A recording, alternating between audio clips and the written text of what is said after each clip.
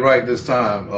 We let Mr. Davis once again to try to get into this. We're having a little technical difficulty, but I think we got it right now. So we're waiting on Mr. Edmond Davis, professor, to join us.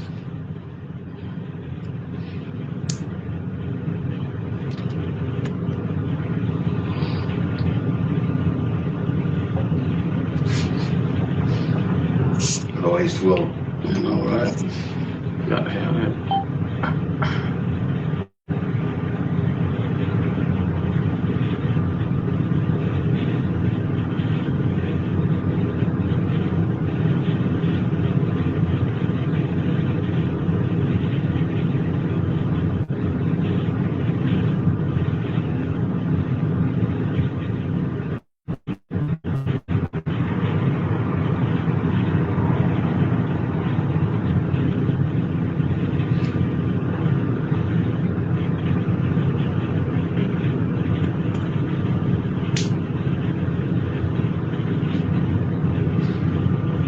Take it for the light. Don't know what it was, but take it for the light.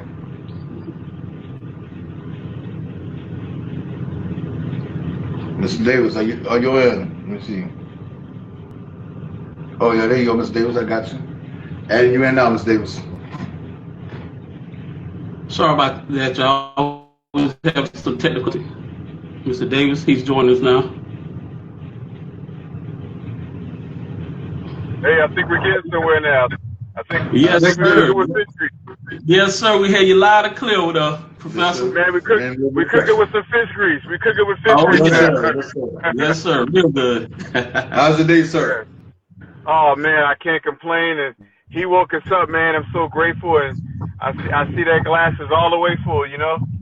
Yes, sir. Oh, yes, sir. Running over. Yes, sir. Listen, I'm trying to figure out how I can put the. I wanted to see how I can put my face on. Guys, you gotta forgive me here. Tariq ain't here to help me out. Hold on. Let's see. You're fine. Everyone, this is Professor Edmond Davis, Edmond W. Davis to be exact. Thank you. Has a lot of accolades. Historian, author, journalist, whatever name you could put as positive, has a presence. And we are late on the show. I mean, it's an honor and a privilege to be connected to you, sir. Yes, sir. We are so elated that he has graced us with his presence today. Yes. And we're hoping that y'all will tune in and get some valuable tools and information. You know, we give God praise in all things that we do. So first thing and first, we give all praise and honor to God. Yes. Without him, we would not exist in this world. We would not exist, period. We want this to be a show that's creating positive roles in people's lives. We want to change lives. We want to help change lives. We want to be able to give our people knowledge, some way that they can grow. If not only that, we want to be able to help a person out, even at their smallest points of needs, you know. But Mr. Davis, even if you can't come up, Mr. Davis, it's still fine. Okay. Well, thank you guys, gentlemen. I appreciate that. I want to say thank you for doing what you do, and I want to give you your flowers now, both of you gentlemen. Thank you so much from the bottom of my heart. And thank you. I would like to say to your audience, to your viewers, to your listeners, I want to apologize to them because I wanted to, obviously the Lord just said, hey, they don't have to see your face right now, but just hear you from your heart. And so I would love to have my face to be shown, but that's okay. This train is rolling, and we're gonna keep it positive, and we're gonna bless him and be a resource to anybody that's listening. Be a resource. Right. Exactly. Also, to my followers, go in and follow Mr. Edmond Davis on Facebook. You'll see a lot that you can learn from. A lot of valuable information on his page. Wikipedia, look him up. You ain't gotta take what we say. Look him up. It speaks for itself. So, Mr. Edmond, ready to get into the interview, sir? Yes, yes, indeed. Oh yeah. Okay. I'm ready. Okay, so I'm ready. okay. Again, I want to say it's an honor and a privilege to have Mr. Davis to grace us with his presence today. I hope everyone would take advantage, tune in, or go back later and watch this podcast. Mr. Davis, I would like to ask you, why are you so passionate about this event? Well, I'm passionate about this event because I believe it was ordained. I believe the Lord gave it to me, and as a child of God, as a servant, you know, before you become a leader, you got to be a servant. So I tell people that if you've never been able to serve before, you can't be a good leader. So you have to be able to be in position to do that. And so, you know, I give all the credit to the Most High. I give all the credit to the Lord because He's put me in many positions where I've been with for His glory. And saying that, I didn't always get it right. I didn't get it all right this morning. You know, so you know, I mean, I'm learning, and I'm all about growth and moving forward. And so a lot of times, you know, sometimes in order to move forward, sometimes you got to take a step back and say, okay, what's going on? Yes, But sir. to answer that question, the reason why I'm so passionate is because I see how a lot of times we go to college, or some people who don't go to college, you know, they're looking for jobs, they're looking for career opportunities, and I know there's plenty of people out here that make more money than I make, and they have no college education. They just came straight with that grand hustle from a positive standpoint. From a legal perspective, they just have that X factor. A lot of people have that X factor. They got that X genome.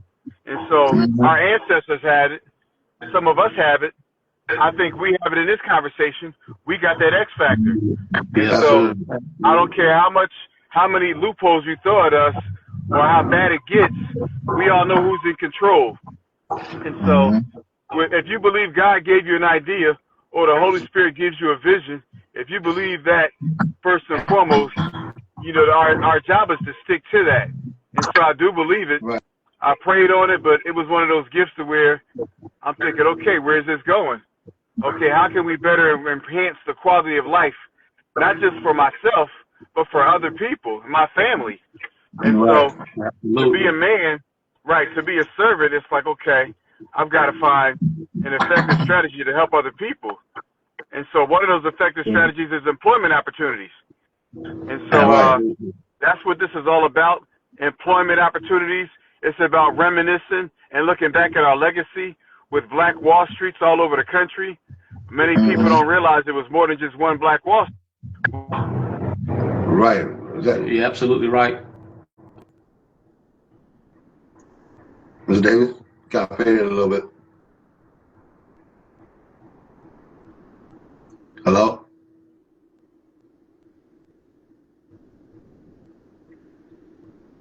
I think we lost connection, I think. I think Mr. Davis lost connection. He's still here. I think it's you might have received a bad area. That's probably what it is. But like Mr. Davis was saying, there was more than one Black Wall Street here in this country. A lot of people are inclined to think there was just one, but there's actually quite a few. Yeah. And they have great history as well. And it's imperative that everyone learn about those. It could be very instrumental and help you in your success and knowing your roots. Right. So we just want to thank Mr. Davis for coming on here today. Yes, sir. Ms. Davis, have you picked back up yet? I think we lost connection.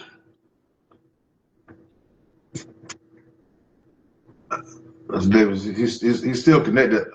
I think Ms. Davis might be having technical difficulties on his side, but we're going to keep the show rolling. Speaking about the Black Wall Street, you know, me looking at myself and learning different things from Black Wall Street, how our people turn and capitalize their monies. You know, it became a thing where all of us band together Yes. to make our cities more and more. It was unity. It's power in unity. You can have a lot more when you join together on one accord instead of thinking single-mindedly, like I and me. Mm-hmm. We have to think we Collective. and put God first. Mm-hmm. With the Black Wall Street, it was communities that was evolving faster than other communities that was around it. And I mean, they didn't have to go outside of this community for nothing. They had everything in this community that was needed and even wanted. Right. Right. I'm not sure what happened to Mr. Davis. Let's see if we can reconnect to Mr. Davis. Let's see. We're going to try to reconnect with Mr. Davis. Give us 1 second, y'all.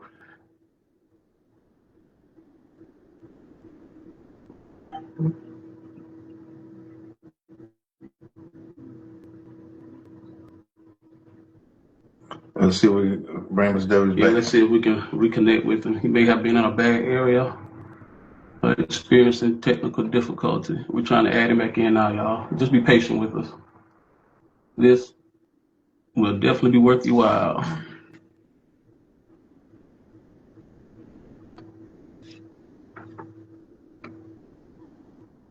So yeah, probably give it time. Mr. Davis, can you? So yeah, There you go.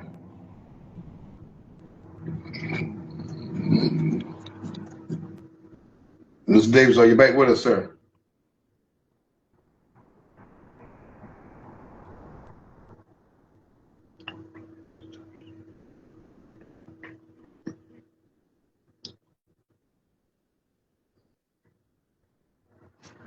been bad connection between here and Arkansas, or either he's in a bad area. Yeah. We're experiencing rain and stuff out here too. Yeah, so. Mr. Davis. I see he's there, but I can't hear it.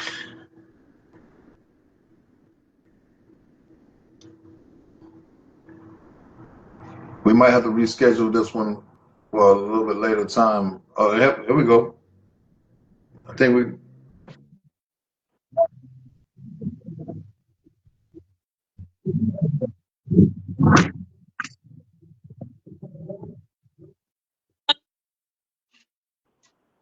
Okay, guys, can you see me?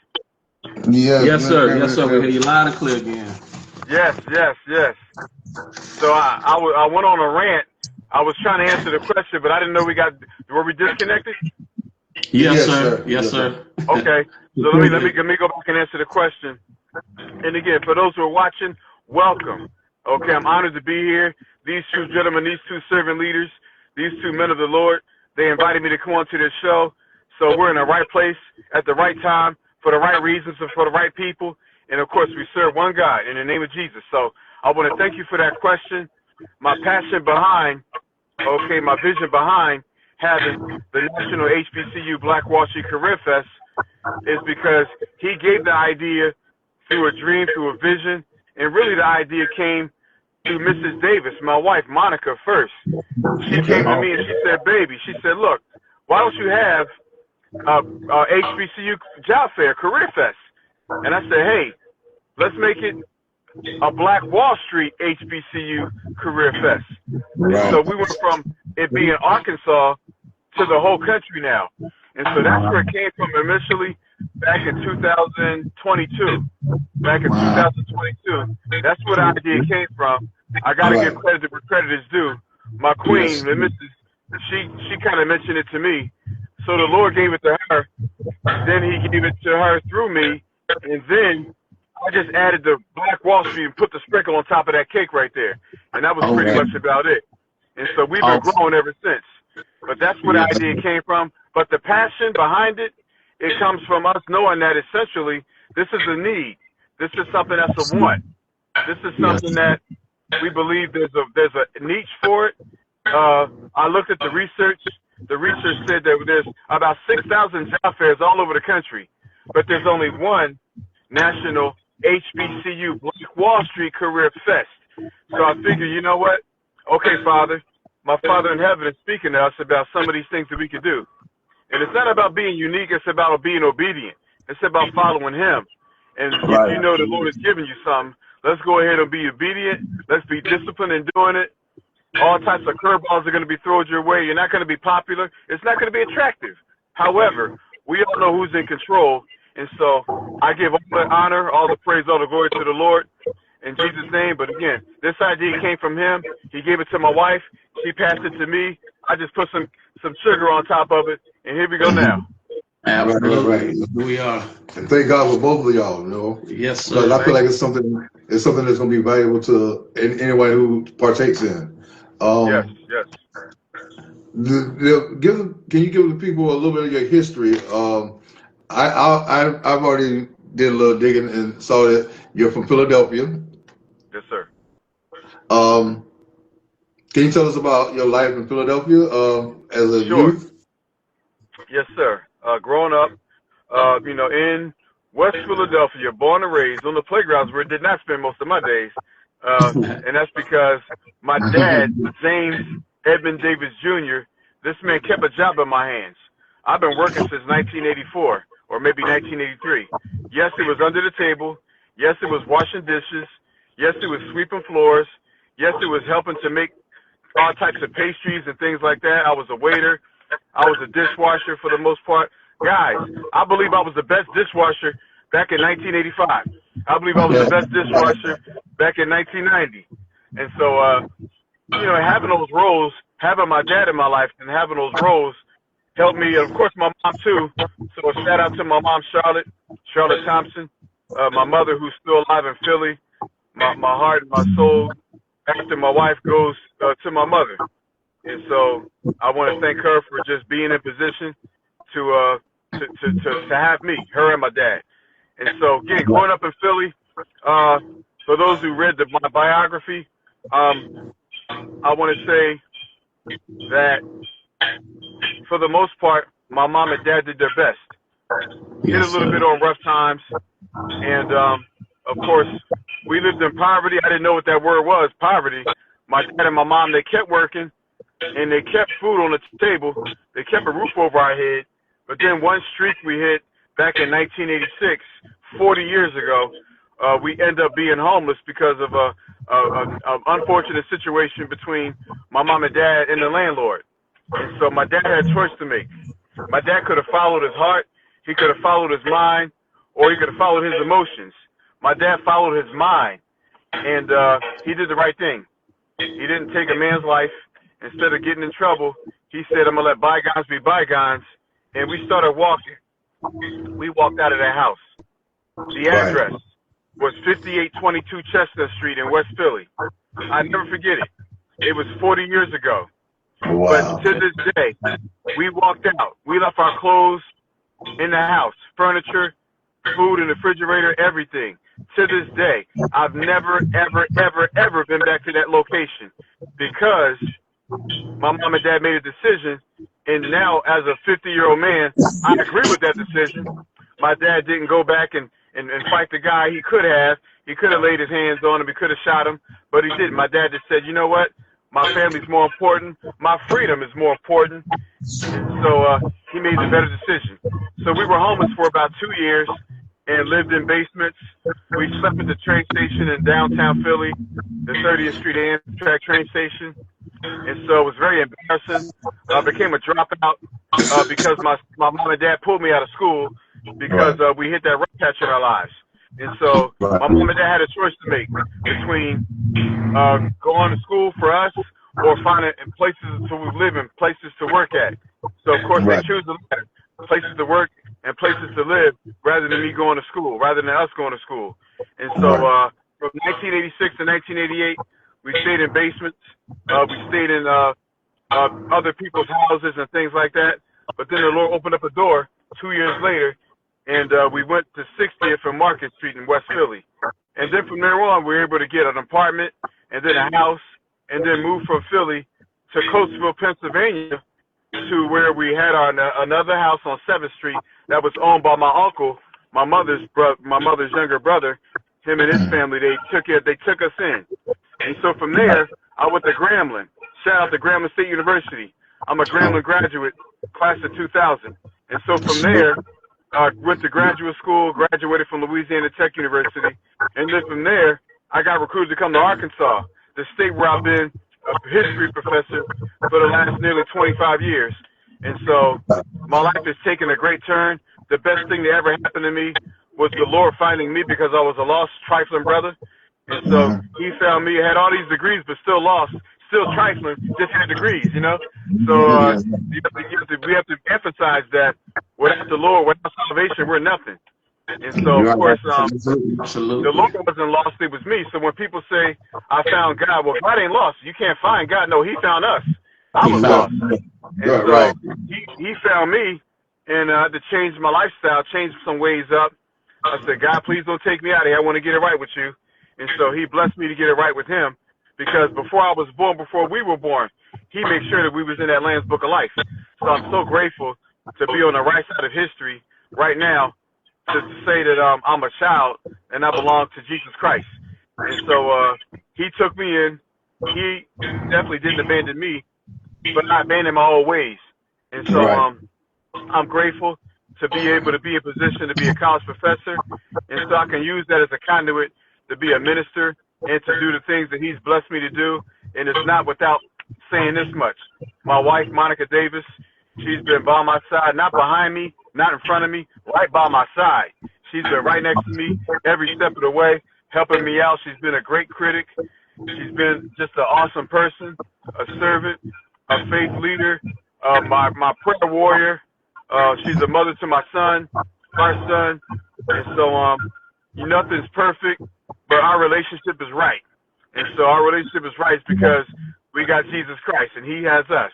But getting back to your question again, being from Philly, I got Philly in my heart. Anywhere I go, I take Philly with me. Okay, the good, the bad, and the ugly. It wasn't always good. It wasn't always great, but it wasn't always ugly either. And so I take the bad and the good. It's a package deal. It's like life. Life is a package deal. You can have them walk just like, man, how did I get here? Then you're gonna say, you know what? I'm glad I got there because I ain't the man I am without me going through those trials and tribulations. And so getting in trouble and doing dumb things and all that stuff, hey, we've all got those challenges. But I want to say, without the Lord lining me up and having those challenges, who knows? I wouldn't be here now talking to you awesome servant leaders, guys. So again, but back to Philly, West Philadelphia, born and raised on the playground is where I did not spend most of my days. Absolutely, absolutely. The Lord takes us through things to make us who he has destined for us to be. Right. And like you're saying, it's up to us to take what we can from that and choose to grow or either stay with it. Stay stagnated. You know, the title of our show is Life After Struggle. You just gave us a perfect example of life after struggle.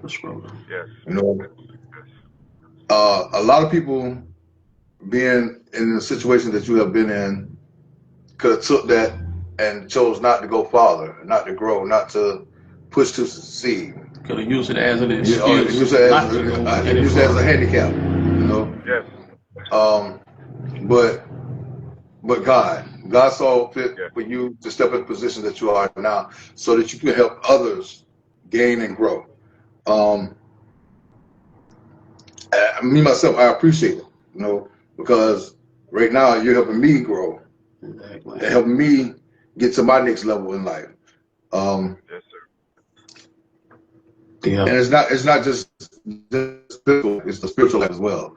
Looking at your experiences and looking at your triumphs over things that had your adversities, it makes me look at my adversities that I've been through and know that I've triumphed over those to get to this point. So I know it's going to be many more, but it helps me visualize how I can go through them now. You know, because we got this perfect example right before us, and we can take that as a model to follow. Right. So if it can be done by one, it can be done by another. Right. This has been done before. Where there's a will, there's a way. Like I said, we are so honored. I mean, we thank God that you graced us with your presence. Yes, sir. This is Mr. Davis, y'all. Mr. Davis, Mr. Professor Edmond Davis. Don't forget the W. Edmond W. Davis. Yeah, Mr. Davis. What was one of your biggest challenges? One of my biggest challenges. Yes, coming sir. With the program. With the program, one of my biggest challenges is that I went to a number of funders, and I like to research people before I do business with them. I like to look them up. I look at their social media. I tell my son the same thing. Before you bring somebody to this house, look at their record, look them up. You got to do that nowadays, you know? Because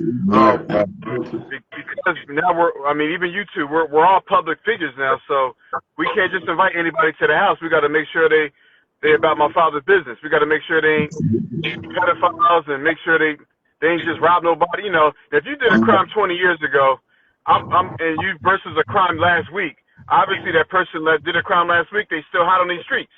So I'm like, look, I got to put some space between me and you right now because you hot on these streets. You know, I love you, I respect you, but hey, I got a common sense, godly wisdom is telling me to look. I'm gonna pray for you. I love you, brother, but man, they looking for you, man. I gotta put some space between me and you. Exactly. You know, they looking for you. I gotta protect my wife and my family. So I gotta put some space. All due respect. Now, if you did something 20 years ago, you did your time. Look, man, let's figure out how the way we can work this out. Let's build this bridge. Let me see how I can help you. You paid your debt to society. Hey, you know, I went to jail. Many people don't realize I went to jail several times. You know, I ain't perfect. I made so many mistakes, man. Look, God has given me and shown me so much grace, and I don't deserve to be here talking right now. That's how bad it's been, you know, in the past. And I'm thinking how good it's been. You know, so I'm thinking, okay, he is in control. He is sovereign. I don't care who's in office or what the weather is. He is sovereign. And so that gives me not happiness, because the Bible doesn't talk about being happy. The Bible talks about being joy. So I'm joy. You know, I got J-O-Y. Jesus, others, and you last, me last. So as long as I got in that order, I'm going to be okay. As long as I keep God first, other people, my wife, you guys, my team, and then myself last, because the scripture says the last will be first and the first will be last.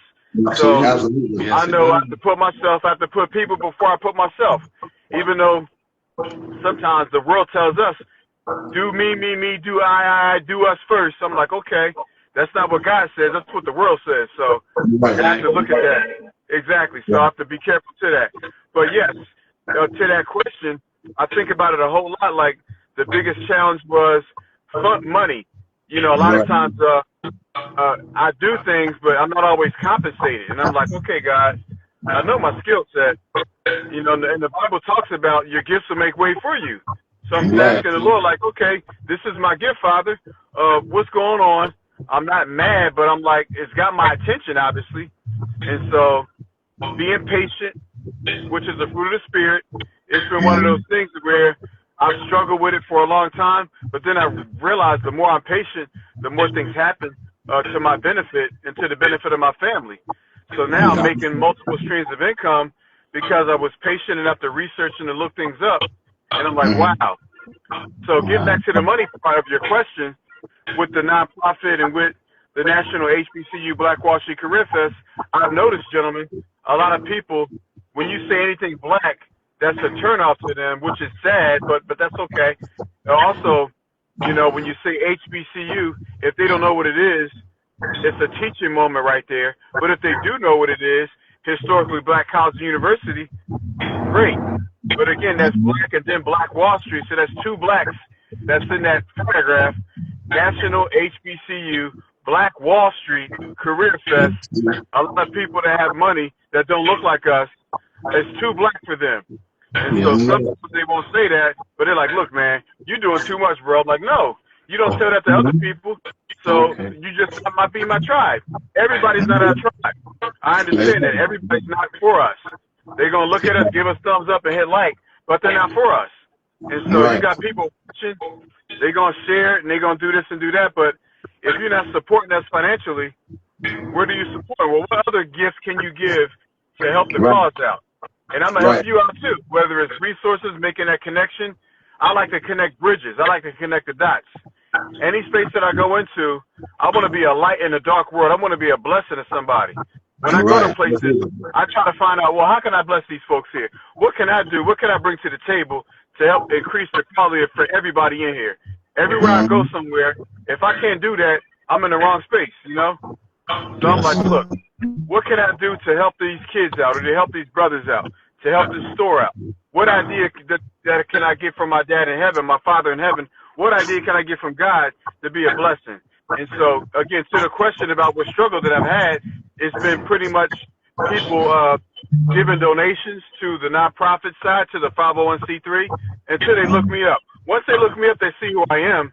But me in that first encounter, a lot of people sometimes may be skeptical because you have an intelligent black man here who's, I'm not cussing, I'm not raising my voice, I'm speaking articulately, and I can speak 4 languages, so that messes them all up. You know, so I'm like, okay, I'm speaking English right now, and I want to be able to convey that message thoroughly, honestly, transparently speaking. And so right now in the times we live in the politics and with the culture, when you're talking about resources, it's always uneasy to find resources like that from people who don't look like us a lot of times. And then a lot of times with us, we don't have the resources that we need. So that's been pretty much the struggle as of late. It's just having the money in place to be able to do these things, because you need money to move sometimes. Yeah, so we gotta have these resources in place, and so we're still trying to figure out other mechanisms to use that to move forward. And so that's why we talk about Black Wall Street, because we had our own money back in the day. We didn't ask no Fed for nothing. We didn't get no handouts. We put our sweat equity in place with our hands that God gave us, legally speaking, to do it legally. We were just go-getters like that. We were go-getters. We were go-getters, guys. Everybody say go-getter. Go-getters. Go-getters. Go-getter, right.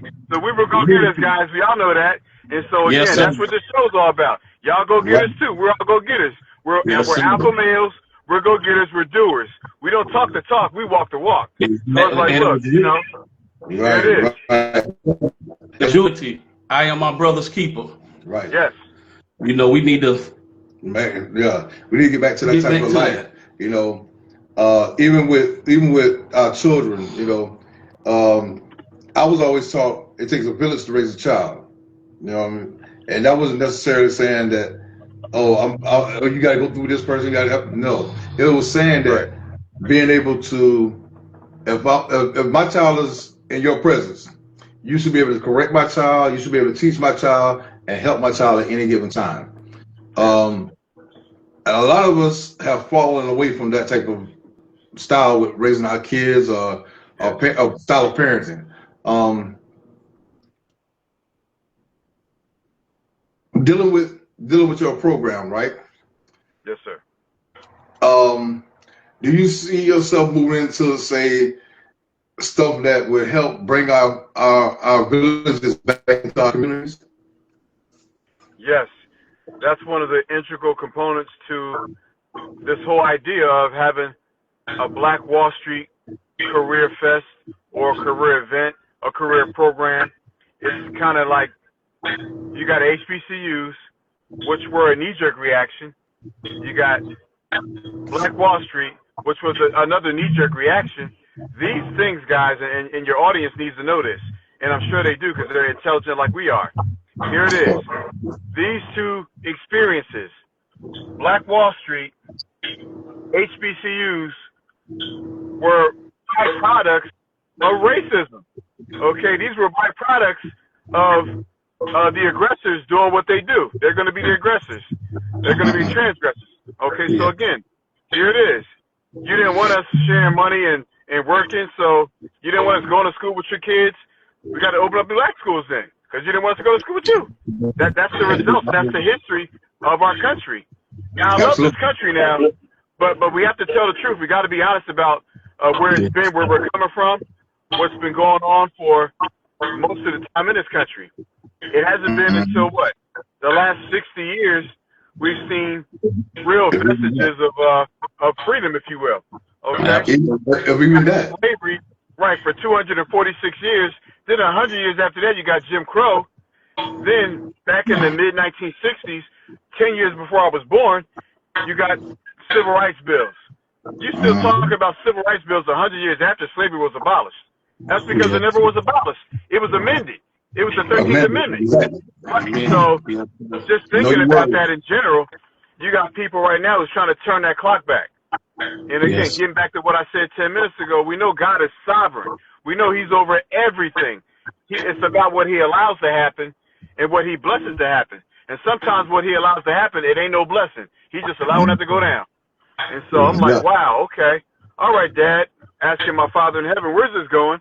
You know, people struggling out here. Everybody's not where it should be. I got that. I understand it. Now, just because I understand it doesn't mean I like it, though. So I'm like, okay, Father, I don't like this. Even though I love my dad, I love God, I don't like this situation, but I know he's in control. So now we got to go ahead and not juggle, but kind of balance things out. Going to spirit, it's spiritual warfare now. This is all spiritual warfare. So we have to think about what's going on and just say, guess what I got? I got a solution. Black people are not being hired, even if you got 1 or 2 degrees. That Caucasian man, that Caucasian male, that Anglo-Saxon brother, what we call that man's going to get a job quicker than you. He's a 2-time felon, and of course, with no college degree, they're going to give him the opportunity quicker than it gives a person like me who speaks 4 languages, has multiple degrees, and has run programs at colleges. They're not going to give me an opportunity. So what do? I make my own way. I make my own opportunity, using God, using the gifts that he's given me. I can't take credit for nothing, but God has empowered us to do certain things. So he's given us an idea, right? He's planted that seed. He's given us an idea to start the HBCU Black Wall Street Career Fest. And I'm like, okay. I tried to apply for 80 jobs. This is real life, y'all, too, by the way. I applied for 80 applications, and nobody, I had to dumb down, I had to water down my resume. My resume was 15 pages. I had to turn it into 2 pages. My wife said, baby, you intimidate people. I'm like, my job is not to intimidate people. I'm trying to work. I'm trying to feed my family. I'm not trying to intimidate nobody. Absolutely. I know what I'm good at. But again, just because of this right here, and because of this, people are intimidated by you. Now, if you got locks and tattoos, they're really scared of you now. So I'm like, if you got some size to you, that big black buckness is definitely a deterrent a lot of times from employment opportunities. So to your question, here it is. Let's go ahead and hire and bring people to the table.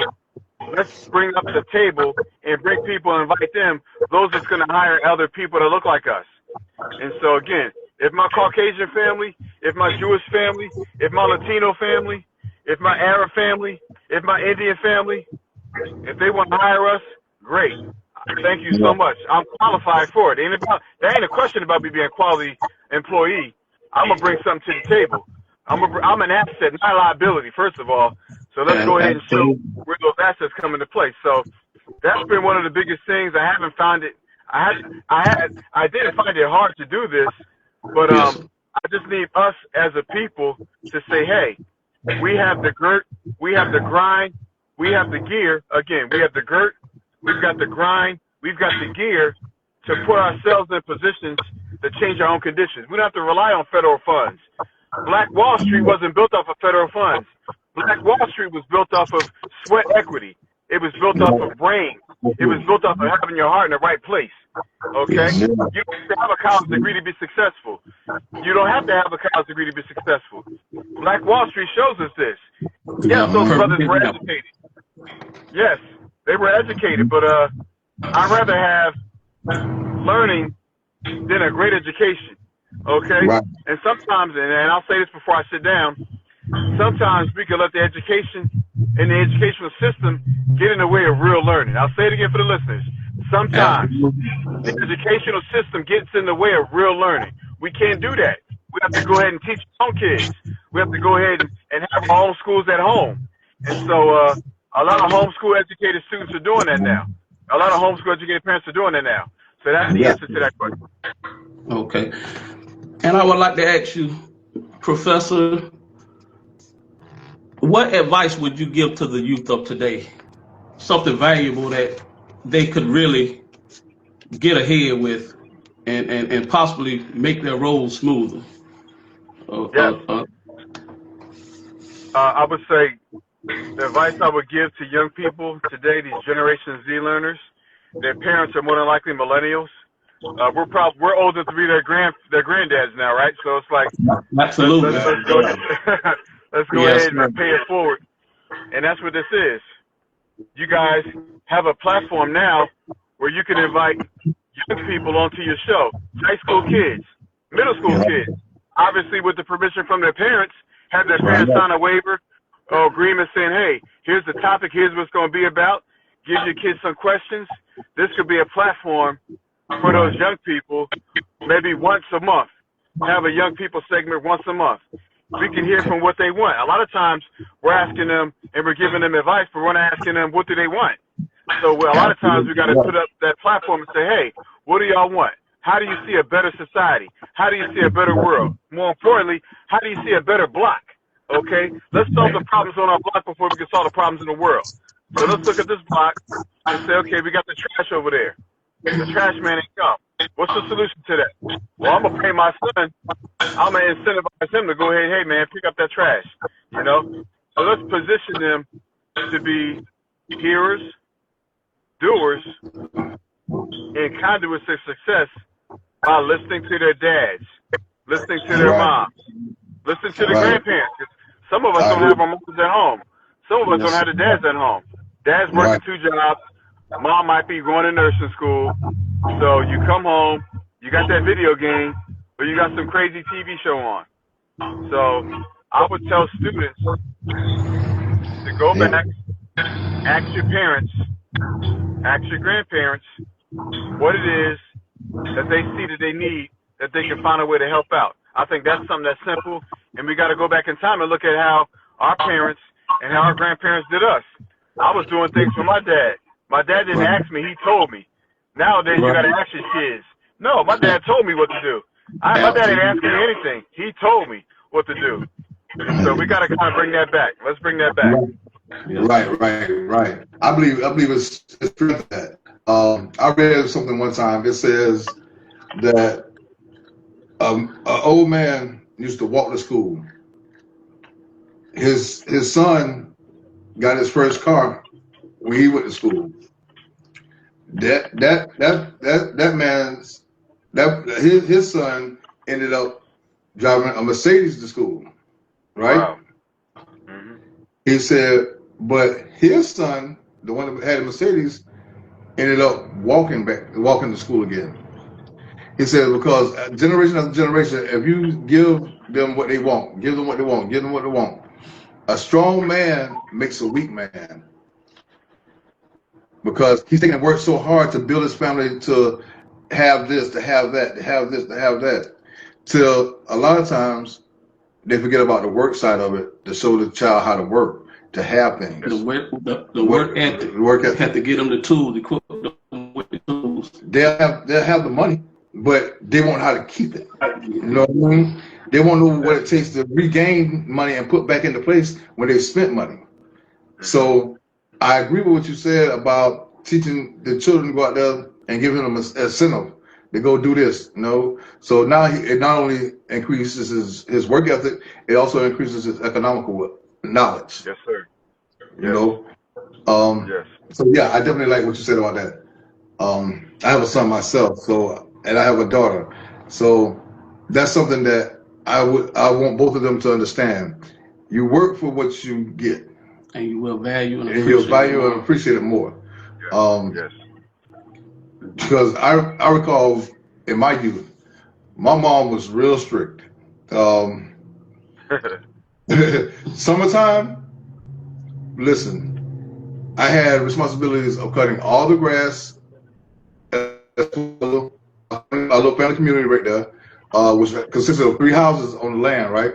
Which was a great deal of land. I had a responsibility of cutting that grass with a push lawnmower, not to exclude the fact that she allowed my football coach to take me and onto his farm and work on his farm during the summer. So the summertime, I was busy all summer long. I didn't have time to do anything else but football training, football practice, and cutting grass. And we was on a hay farm, rolling the bales of hay by hand. Building that work. Building work at the door. Not too many people can outwork me on the job. I don't care who.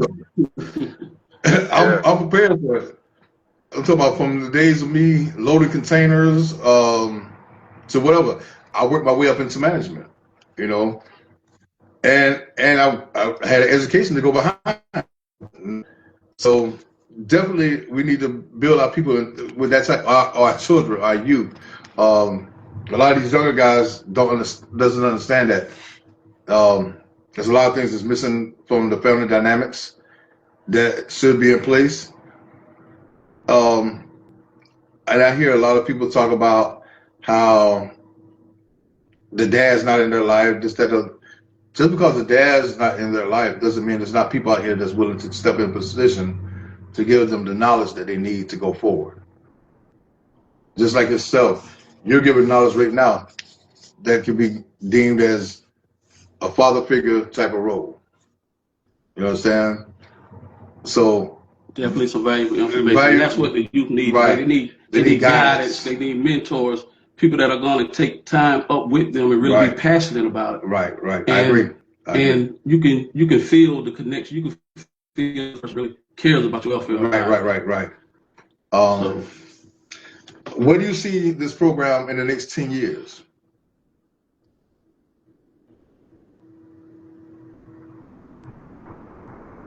Mr. Davis? I think we have a little bit more technical difficulties. But I lost it again. Let's see. Yeah, I think we lost him. We lost him again? Yeah.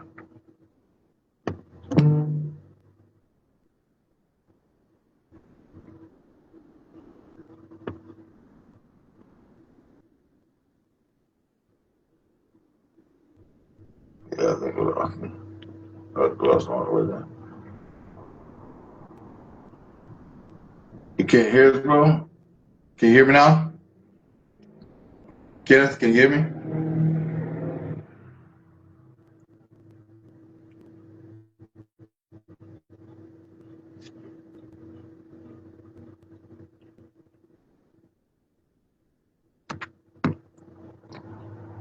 The microphone is on, isn't it? Yeah, it's on. I think it might be the weather, bro. It might be the weather.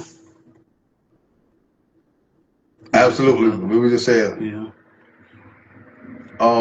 But yeah, we're trying to get Mr. Davis to expand this event further than Arkansas. Right. We are actually interested in it coming down here to the Savannah area.